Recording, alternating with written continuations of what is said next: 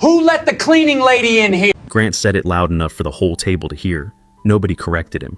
Nobody even flinched. The conference room on the 22nd floor smelled like leather and ambition. Brett Calloway sat at the head of the table, jacket pressed, watch gleaming, already acting like the contract was signed. Beside him, Grant Ellison flipped through legal documents with the calm confidence of someone who had never been told no. This deal was worth $15 million. They had been preparing for months. Today was supposed to be a formality. Diane Foster set the coffee tray down quietly. No one thanked her. She returned to her corner seat, opened her thin folder, and picked up her pen. When she raised her hand to ask about a liability clause, Brett spoke right over her, eyes moving to Carol. Carol, walk us through the timeline on your end. Grant leaned toward his colleague and said something low. They both smiled. Neither looked at Diane. She didn't flinch. She just wrote something down. Minutes later, a junior associate knocked over a stack of documents, papers scattered across the floor. Brett kept talking. Grant kept smiling. Nobody moved.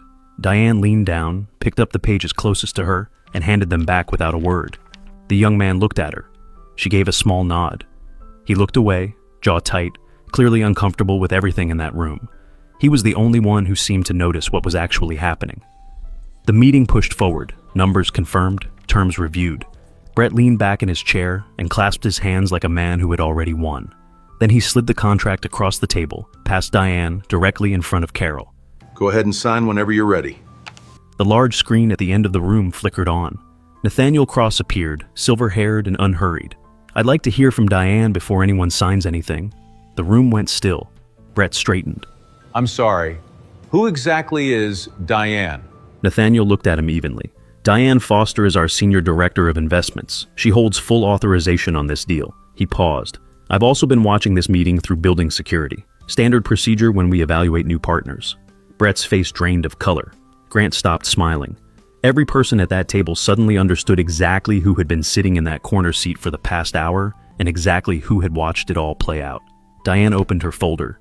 Inside was a single sheet, not a signature page, a withdrawal notice already signed by Nathaniel, waiting only for a date.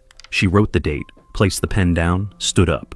On the screen behind her, every contract slide disappeared, replaced by 2 words, contract withdrawn. She glanced once at the young associate, same small nod as before. Then she walked out without looking back. Brett sat at the head of the table, surrounded by $15 million worth of nothing.